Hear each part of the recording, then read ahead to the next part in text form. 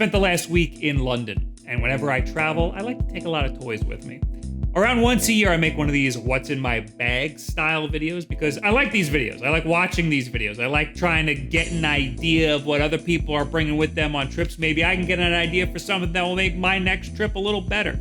And every year, these videos are just a little bit different. Maybe I got a new bag or something. But in the last couple of years, it's been substantially different because my main gaming device has just changed so much. This time, I brought the ASUS ROG Ally X with me. I recently put a version of SteamOS on it. I have a video on that, and that has been great. And honestly, that might have convinced me to bring it with me over my Steam Deck. I also usually like to bring a little handheld with me, a little guy, a little backup guy. Something that I could play during takeoff that will distract me and also won't get me yelled at by the stewardess. And lately, that's been the Miu Mini. I've always left that in my bag. Now, it's been replaced in my bag with the RG35XXSP. I have a lot of thoughts on using these devices out of the house. I also brought a whole bunch of other stuff with me that I'm going to have to talk about. But first, please enjoy a word from our sponsor. This video is sponsored by Surfshark. Everybody knows that VPNs can help you change your location so that you can access content that might otherwise be blocked in your country, but it could also help you appear somewhere that you're not. Oh, shoot, he's calling me. I don't want him to know that I'm here. Oi, Governor! Just wondering when you're gonna hop on over the pond to visit the mother country, mate? Yeah, I've just been busy. I just haven't booked anything yet. Oh, bollocks. Well, you should come on over and visit your old buddy sometime. This is my British accent. He's on to me. But this is an easy fix because we can just send off a little tweet using Surfshark to spoof our location. And that should do it. Is that the best you can do? Beans on toast? Fine. I'll take it. VPNs can also help encrypt your data so that nobody on your network can see what you're doing, not even your ISP. And Surfshark 1 gets you their VPN, private web search, data leak alerts, and their antivirus. There's no risk to trying Surfshark. They offer a free 30-day money-back guarantee. So secure your privacy right now by going to surfshark.deals/den and use code DEN, D-E-N, for a whole extra 4 months for free. Oh no, it's him again. Hey, man. Hi, man. I thought I'd meet you over in old Times Square. I'm gonna tell you something. A lot more Elmos around here. They're all really mean to me. Oh, I'm busy right now. No, I don't want to tickle you. No, thank you. No, I'm good. Okay, one tickle. That's where the pet's.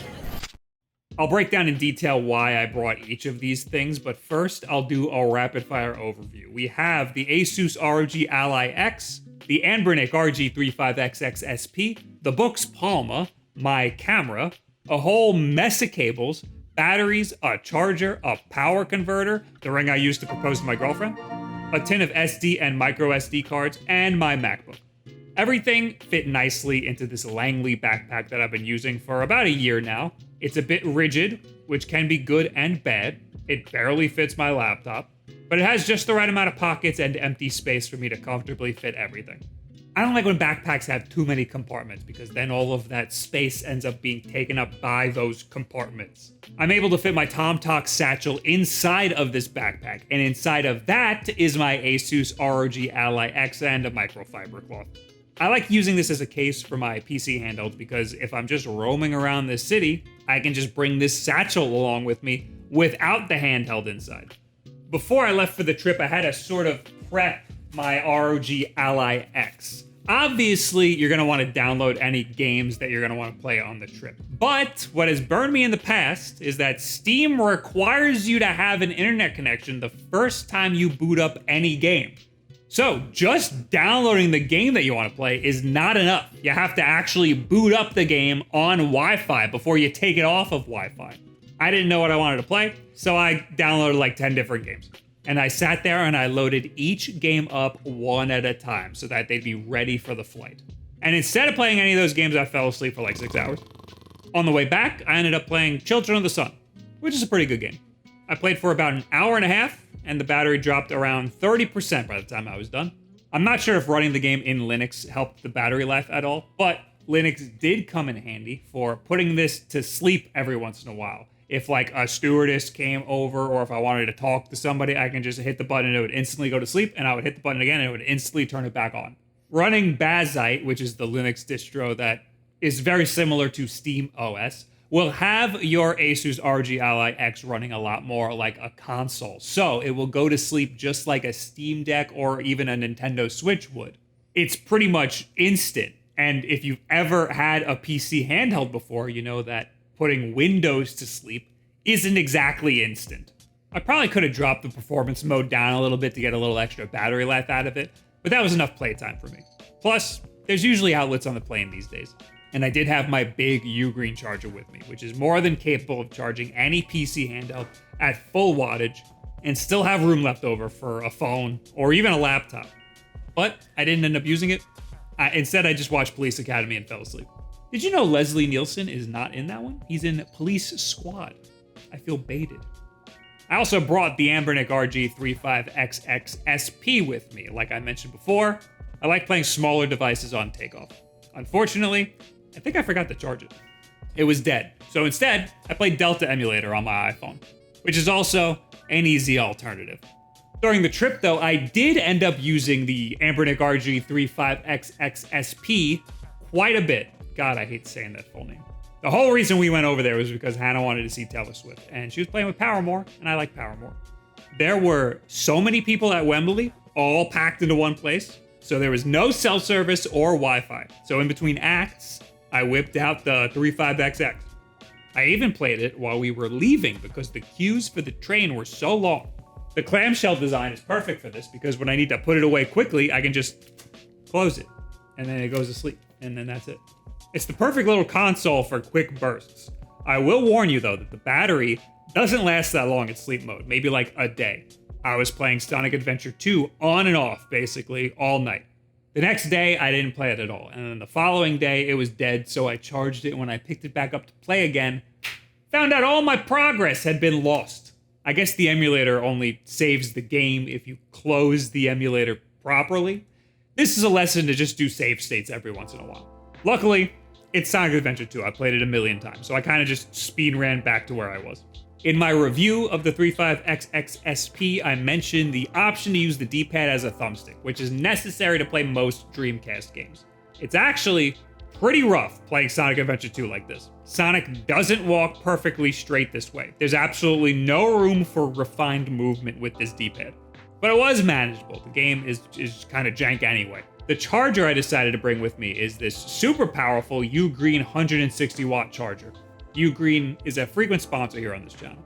It's got 3 USB-C ports and 1 USB-A port, so it has more than enough ports and juice to charge as much stuff as I want.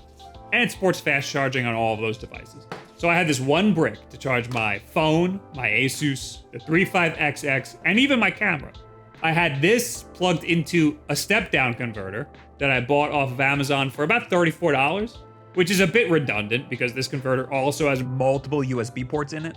I actually got this converter a while ago because I thought it would help me use my NES power adapter with the Famicom that I got in Japan last year. But I had to give this converter to Wood because he showed up in London just as we were leaving London and he didn't bring a power converter. So I guess I'll never know.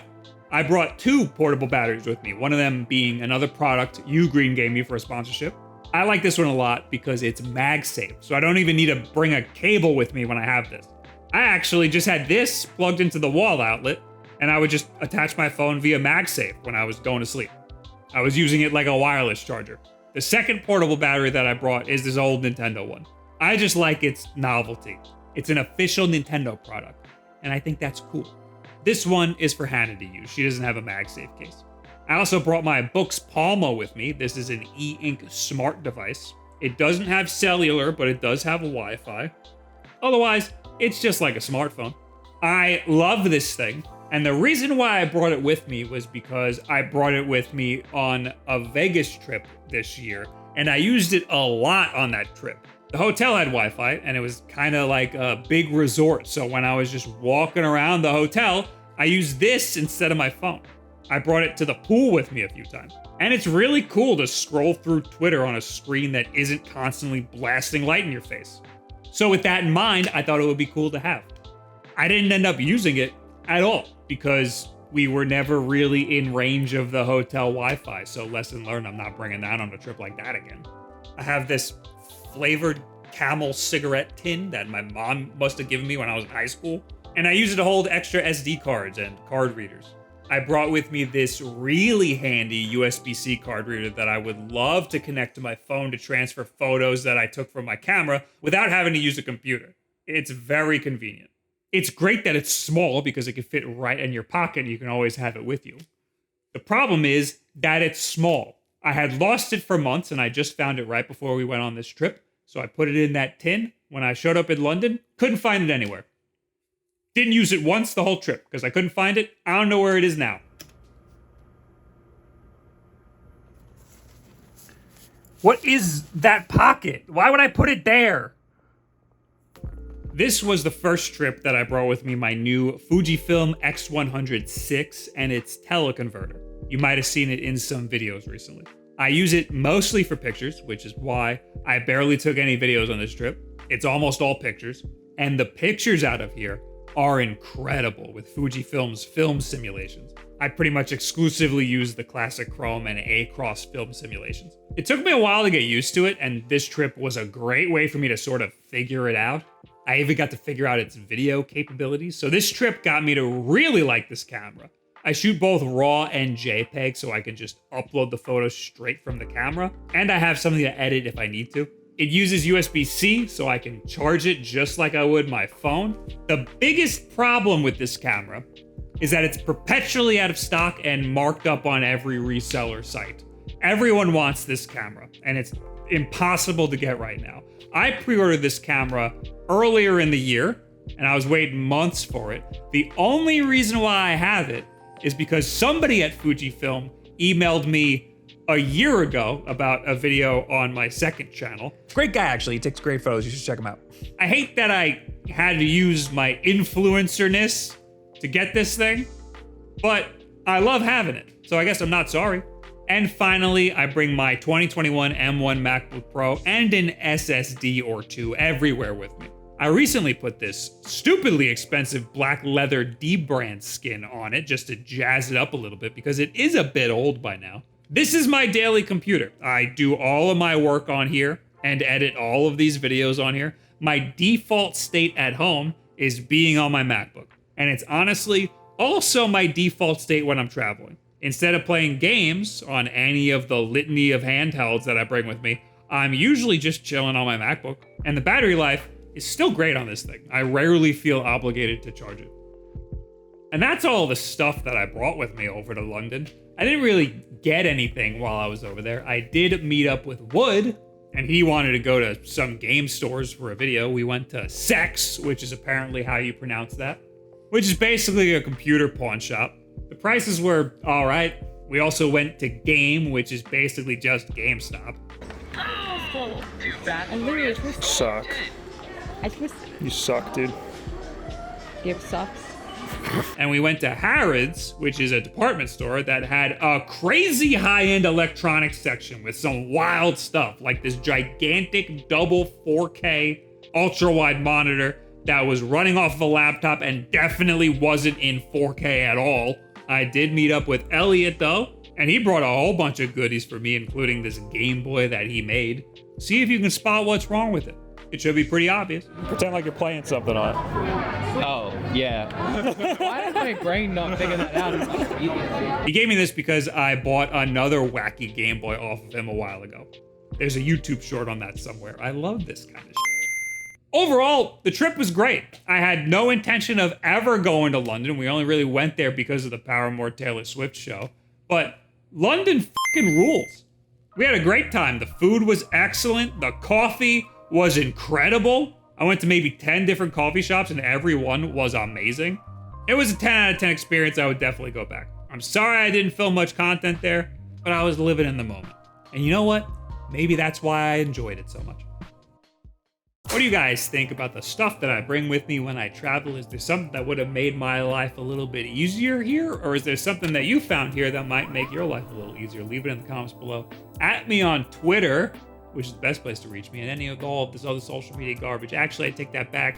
Twitch.tv/Wulff is a great place to reach me if I'm live. You can just talk to me right there. Thank you, Surfshark, for sponsoring this video and helping me avoid British Bob. I got a lot of ideas for a second channel video, and I would love to do one on this camera, but I always say I'm going to do a video over there, and then I don't do it, so I don't want to make any promises that I can't keep. Anyway, if you like this video, you can like it, but the most important thing you can do to support here is just subscribe so you know when every new video comes out. You can't trust YouTube to show it to you unless you subscribe. Share this video with a friend who would like to bring any of this stuff with them on their next trip. Thank you very much. Have yourself a good week.